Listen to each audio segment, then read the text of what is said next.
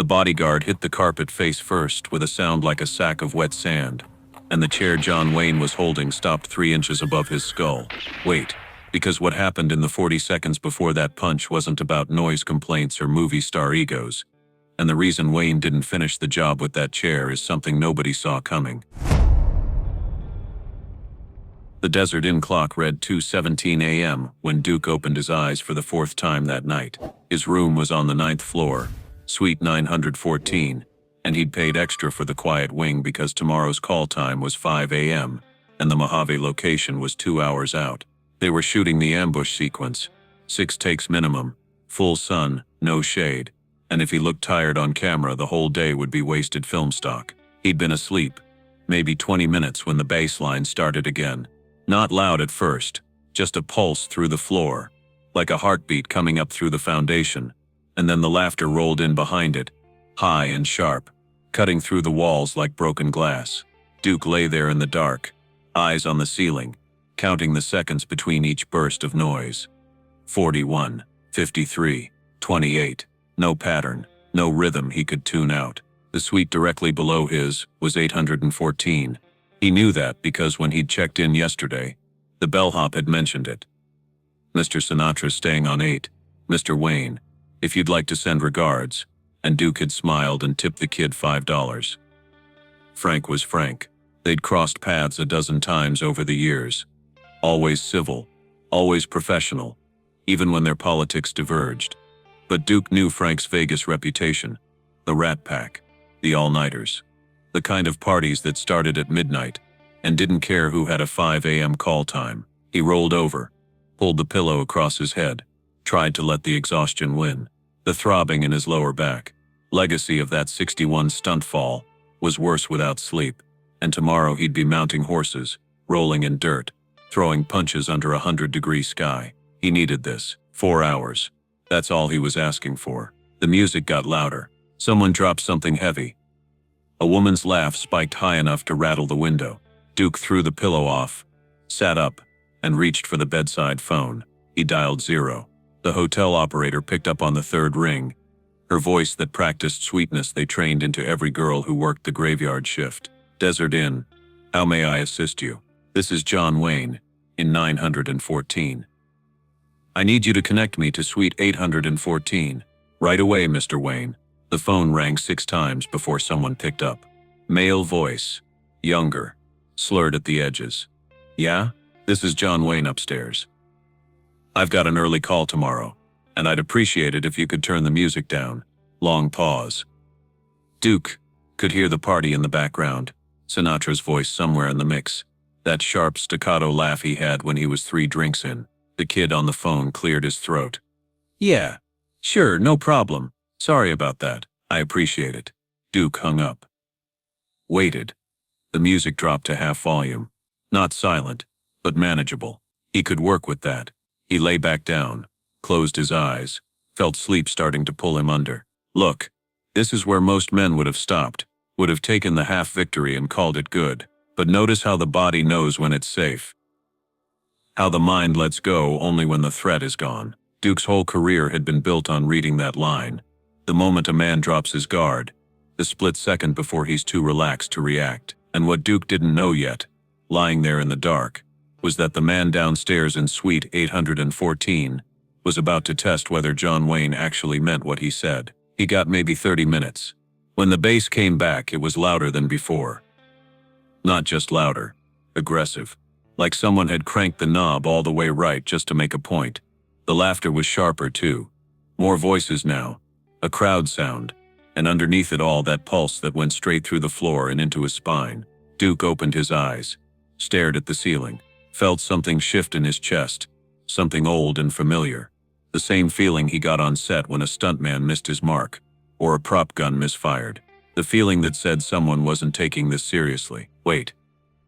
Because the man Duke was about to call wasn't some random party guest. He was Frank Sinatra's guy, hired muscle. The kind who'd been telling people no for so long, he'd forgotten what it felt like to hear it himself. Remember that name, because what that bodyguard said in the next 5 minutes would change how this whole night ended. And Duke wouldn't know it until he was standing in a hallway holding a chair over a man's head. He picked up the phone again. Dialed 0. Same operator. 814 again. This time it rang 11 times. When someone finally answered, Duke didn't wait for them to speak. I called 20 minutes ago. You said you'd turn it down. Who is this? Different voice. Older. Annoyed. John Wayne. Suite 914. Turn the music down or I'm coming down there myself. The line went dead.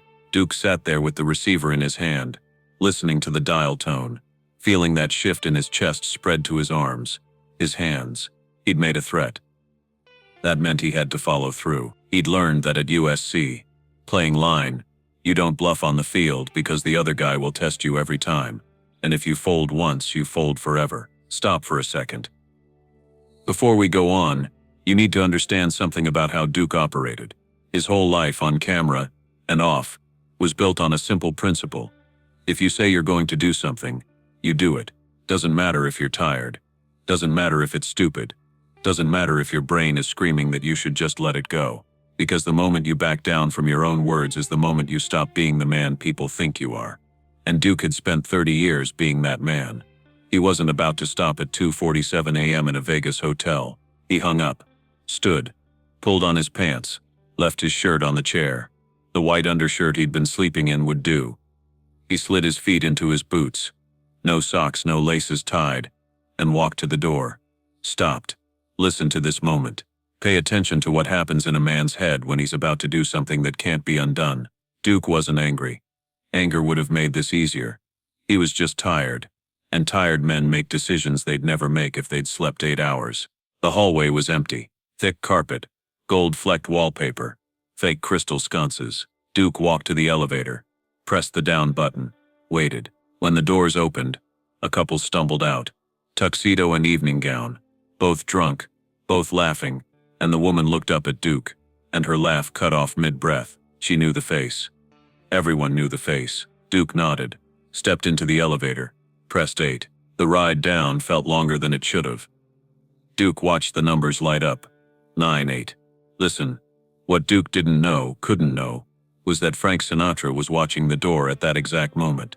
That Frank had heard the phone ring twice, had seen his guys whispering to each other, had felt the tension shifting in his suite, the way you feel weather changing before the first drop of rain. Frank knew someone was coming. He just didn't know it would be Duke. And when we get to what Frank did in the next 60 seconds, you'll understand why this story ended the way it did instead of in a hospital or a courtroom. The bell dinged. The doors slid open. The music hit him like a wall. Suite 814 was 15 feet to the left. The door was closed, but the sound was leaking out through every crack. Sinatra's voice singing along to something, off-key and not caring, and underneath it that bass that rattled the floor. Duke walked up to the door, raised his fist, knocked. 3 times, hard. The music didn't stop, but the voices did. Just for a second. That pause when a party realizes someone uninvited is at the door. Duke waited. Knocked again, louder. He could hear movement inside. Footsteps. Someone saying something he couldn't make out. The door opened 6 inches. A man filled the gap. Big guy. 6'3" maybe. 240. Dark suit. Shoulders that said he'd been hired for exactly this. Duke met his eyes. Kept his voice level. I'm John Wayne. I'm staying upstairs. I've got a 5 a.m. call and I need you to turn the music down. The man didn't move. Didn't blink. Behind him Duke could see the suite. Bottles on every surface. Smoke in the air. Bodies moving in low light. And somewhere in back, Frank Sinatra holding court with a drink and cigarette. The bodyguard shifted his weight, leaned into the doorframe. When he spoke, his voice had that tone Duke had heard 1,000 times. The tone a man uses when he thinks his boss's name is bigger than yours. Nobody talks to Mr. Sinatra that way. Duke felt it then. The thing that had been building in his chest since 2:17 a.m. The thing that wasn't anger, but was close enough. He looked at the bodyguard, nodded, turned like he was walking away, took 1 step, stopped. Notice this moment. Pay attention, because what happens in the next 2 seconds isn't just about throwing a punch. It's about every bar fight Duke ever walked away from. Every loudmouth on set he let slide. Every time he chose peace over proving a point. 30 years of restraint compressed into a single choice. Lesson or war. And the reason this matters, the reason you need to hold this moment in your mind, is because in about 45 seconds, Duke's going to be standing over this same man with a chair raised over his head, and the only thing stopping him from bringing it down will be the decision he makes right now, in this hallway, with his back turned. Remember what happens next, because this is where 30 years of stunt choreography and bar fights and John Ford's unforgiving sets all compressed into a single motion that took less than 2 seconds. Duke spun. His right hand came around in a backhand arc, open palm, and caught the bodyguard square across the jaw with the full weight of his shoulder behind it. The man's head snapped sideways. His knees buckled. He dropped. The sound was exactly what Duke said it was later, like a sack of wet sand hitting carpet. The bodyguard went down face first, arms not even trying to catch the fall, and his skull made contact with the ornate rug 6 inches from the door. Duke stepped over him, grabbed a chair from just inside the suite, one of those gold-painted ballroom chairs the Desert Inn rented out for events, and lifted it over his head, held it there, 3 inches above the bodyguard's skull, waited. The suite had gone silent. The music was still playing, but every voice had stopped. Duke could see them now. 8, maybe 10 people frozen in place, drinks in hand, cigarettes halfway to mouths, all of them staring at the doorway, where John Wayne stood in an undershirt and unlaced boots, holding a chair like he was about to drive a man's head through the floor. Frank Sinatra was at the back of the room. Tuxedo jacket off, bow tie undone, eyes locked on Duke. For 3 full seconds, nobody moved. Duke felt his arms start to shake, not from fear, from the weight of the chair and the adrenaline burning through his system too fast. Before we go any further, freeze this moment. Picture it from above. Duke in the doorway, chair raised, bodyguard on the floor, Frank in the back, and 8 witnesses who will each tell this story differently for the next 40 years. What happens in the next 5 seconds, whether Duke brings that chair down or sets it down, is the only thing that separates this from being a funny story. Frank tells at dinner parties or a criminal case that ends Duke's career. One choice, 3 inches of space, and the weight of a gold-painted chair getting heavier with every heartbeat. He could bring it down. He could finish what he'd started. The man on the floor wasn't moving, wasn't unconscious, but wasn't fighting back either. One swing and this would be over in a way that would make tomorrow's headlines and probably end Duke's career. He lowered the chair, set it down next to the bodyguard's head, looked at Frank. Frank looked back. Wait, because what passed between them in that moment wasn't apology or challenge or threat. It was recognition. The recognition that they were both too old for this, both too tired, and both too aware that whatever this was about, it wasn't worth what came next. This is where that decision Duke made in the hallway 45 seconds ago paid off. When he'd chosen lesson over war, turned his back before throwing the punch, he'd already decided how this would end. The chair was always going to come down. The bodyguard was always going to live. Not because Duke went soft, but because he'd made that choice the moment he stepped away from the door. Everything after that, the backhand, the chair, the freeze, was just Duke teaching a class on boundaries. And Frank, watching from the back of the room, understood every word of it. Duke stepped back into the hallway. The bodyguard rolled onto his side, one hand on his jaw, eyes blinking slow like he was trying to remember where he was. Duke looked down at him. You tell Mr. Sinatra that some of us have to work in the morning. He walked back to the elevator. Pressed the button. The doors opened immediately. The couple in the tuxedo and evening gown must have just gotten off on 9. Duke stepped in, pressed 9, watched the doors close on suite 814. The party was still silent. The music was still playing, but nobody was laughing. When Duke got back to his room, he didn't go to bed. He sat on the edge of the mattress, hands on his knees, breathing hard. His right palm was red where it had connected with the bodyguard's face. His back was screaming. His heart was doing that thing it did when he pushed too hard. Not pain, just a reminder that he wasn't 25 anymore. And the body keeps score. He'd crossed a line. He knew that. Hitting a man who wasn't armed, who wasn't threatening him, who was just doing his job. That was the kind of thing that got you sued, blacklisted, labeled a drunk or a hothead. But Duke also knew what would have happened if he hadn't gone down there. He would have lain in that bed for the next 3 hours, listening to the bass line and the laughter. And when the alarm went off at 4:30, he would have been too wired to function. The whole day wasted because he'd been too polite to enforce a boundary. The phone rang. Duke stared at it. Let it ring twice. Picked up. Yeah, Duke. Frank's voice. Quiet. Sober. We're done for the night. Good. Your guy okay? Long pause. Duke could hear the smile in Frank's voice when he answered. He'll live. Gonna have a hell of a story though. Sorry about the chair. Don't be. He's been getting cocky. Duke almost laughed. Almost. I've got a 5 a.m. call. I know. Sleep well, Duke. The line went dead. Duke hung up. Lay back on the bed. The suite below was silent now. Not just quiet. Silent. The music off. The voices gone. The bass line erased like it had never existed. Duke closed his eyes. Felt sleep come fast this time. No hesitation. The body finally letting go because the threat was neutralized, and the problem was solved, and tomorrow he'd wake up sore and tired but functional. Stop for a second. And picture what the bodyguard told his friends the next day. Whether he admitted John Wayne had dropped him with one backhand, or whether he invented some version where he'd slipped, where the carpet had been wet, where he'd been caught off guard because he was reaching for something. Picture Frank telling the story at the next Rat Pack show, turning it into comedy, making Duke the hero and the villain both, because that's what Frank did.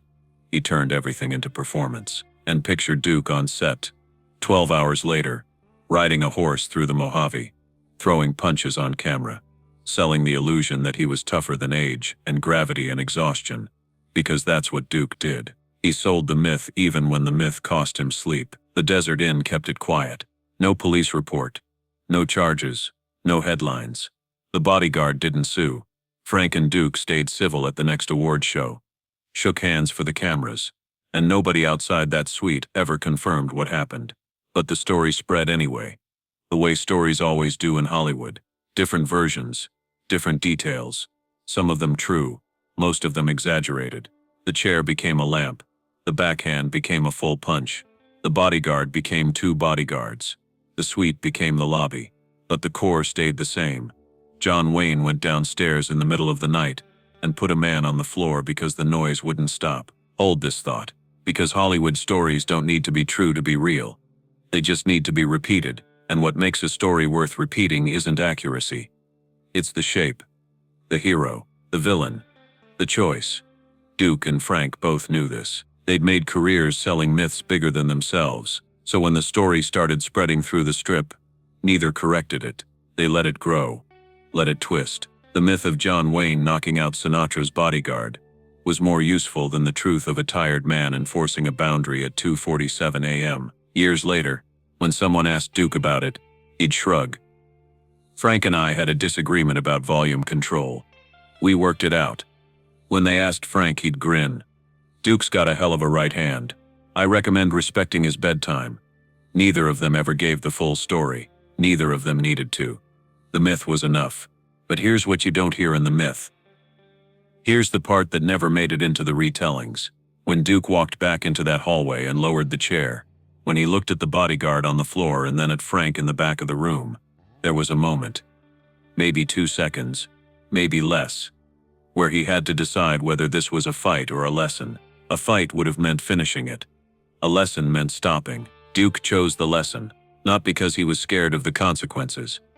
Not because he second-guessed himself, but because somewhere between the 9th floor and the 8th, between the first phone call and the second, between the knock and the backhand, he'd realized what this was actually about. It wasn't about sleep. It wasn't even about respect. It was about 2 men in the same building with different schedules and different priorities, and one of them had to bend. Frank bent. Not because he was weak, not because he was intimidated, but because Duke had shown up in an undershirt with unlaced boots and a backhand that said, "I'm tired of asking nicely," and Frank recognized the language. They both spoke it. They both knew that some negotiations only work when you're willing to walk through the door. The bodyguard never worked for Frank again. Not because Frank fired him, but because the guy quit. Too embarrassing. Too many jokes. Too many people asking, You're the one Wayne dropped. He got a job in security at one of the other casinos, kept his head down, and never told the story himself. But everyone else did. The bellhops, the dealers, the showgirls. Within a week every hotel on the Strip knew the story. Within a month it had reached LA. Within a year it was Hollywood folklore. Remember back in the elevator when I said Frank was watching the door? When he'd heard the phone ring twice and felt the weather changing? Here's what Frank actually did in those 60 seconds. He put down his drink, walked to the doorway, and watched Duke knock out his bodyguard. Didn't say a word. Didn't move to stop it. Just watched. And when Duke lifted that chair, Frank made a choice too. He could have rushed forward. Could have called for help. Could have turned it into a brawl that would have ended with police and lawyers and headlines. Instead, he stood there and let Duke make his point. Then he went to the phone, called Duke's room, and ended it with 6 words. "We're done for the night." That's the Frank Sinatra the cameras never saw. The one who knew when to bend, when to let another man win, when to kill his own ego for the sake of something bigger than pride. Duke never regretted it. He'd wake up sometimes in hotel rooms across the country, hear noise through the walls, and think about that night, about the weight of the chair, about Frank's face in the back of the room, about the bodyguard's jaw snapping sideways like a door on bad hinges. He'd think about whether he'd do it again, and the answer was always the same. Probably. Listen to this carefully, because it's the part that makes Duke different from everyone else who tells tough guy stories. He didn't do it again. Not once in the 15 years between that night and the day he died did Duke ever hit another man over noise or disrespect or any of the 100 other excuses men used to throw punches. Not because he couldn't, not because he was afraid, but because he didn't need to. That one backhand in a Vegas hallway had settled the question permanently. Every hotel he stayed in after that, every party that got too loud, every loudmouth who thought Duke's age made him soft, they all heard the story first. And the story did the work the fist used to do, because the alternative was lying there listening. And Duke had never been good at lying still when something needed fixing. Frank never apologized. Never brought it up. But a few months later, when Duke was in town for another shoot, Frank sent a bottle of bourbon to his room with a note. "For the next time I forget you're upstairs."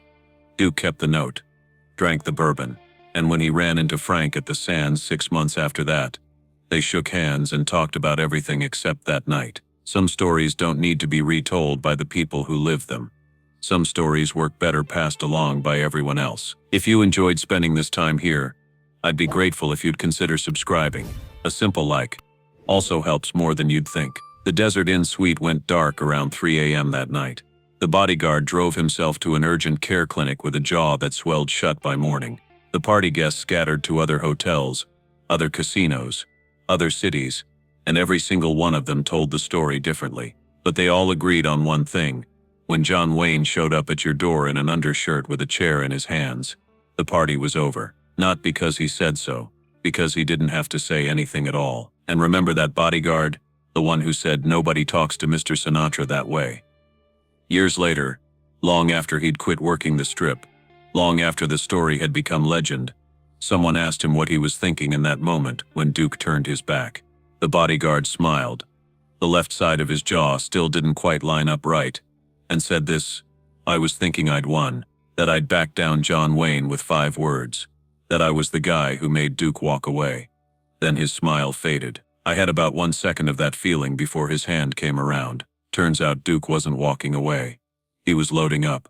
And if you want to know what happened the next morning on that Mojave set, whether Duke looked tired, whether the stunt coordinator noticed the red mark on his palm, whether anyone asked why he moved slower than usual, leave a comment, because that story involves a horse, a 20-foot fall, and the moment Duke realized that hitting a bodyguard was easier than admitting he was getting too old for his own stunts.